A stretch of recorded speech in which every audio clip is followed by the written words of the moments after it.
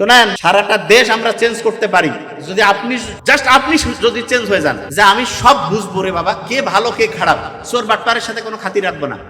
যে 2 নাম্বারি করে চুরি করে ঘুষ খায়, মানুষকে ঠকায়, 2 নাম্বারি করে টাকা পয়সা ইনকাম করছে, তার সাথে অত মিষ্টি মধুর কথা কেন রে বাবা? হ্যাঁ, দেখা হয়েছে এমনিতে, আসসালামু আলাইকুম, কিন্তু ও আবার প্রধান অতিথি বানিয়েছেন কি কারণে? পয়সার ধান্দা। তা আপনিও তো বড় চোর রে বাবা। প্রোগ্রাম বন্ধ করে দেন। সবচেয়ে সৎ লোক দিয়ে প্রোগ্রাম করতে পারলে করবেন, নাহলে প্রোগ্রাম বন্ধ। আমি যে কোনো প্রোগ্রামে যাওয়ার আগে কই যে আমার প্রোগ্রাম নেওয়ার ক্ষেত্রে আমাদের যে টিম আছে, আমি আগে কই যে যারা করতেছে তাদের একেবারে স্ক্যান করি।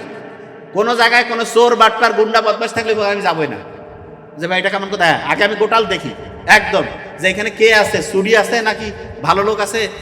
মানে ওই যে বাটপার আসিয়া থাকবে আর আমি এখানে যাবো, নো, কখনো এটা হবে না।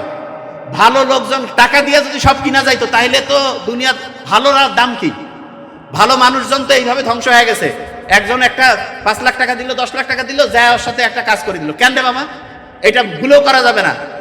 পড়াশোনা যারা করছেন, যারা সৎ লোক, পড়াশোনা করলে যে সৎ তা না, যারা সৎ তাদের একটা জিনিস মাথায় রাখতে হবে, আপনার সততার দাম সারা পৃথিবীর সব কিছুর চাইতে বেশি, সব কিছুর চাইতে বেশি। আমি বলতেছি, কখনোই এইটাকে নষ্ট করতে দিবেন না।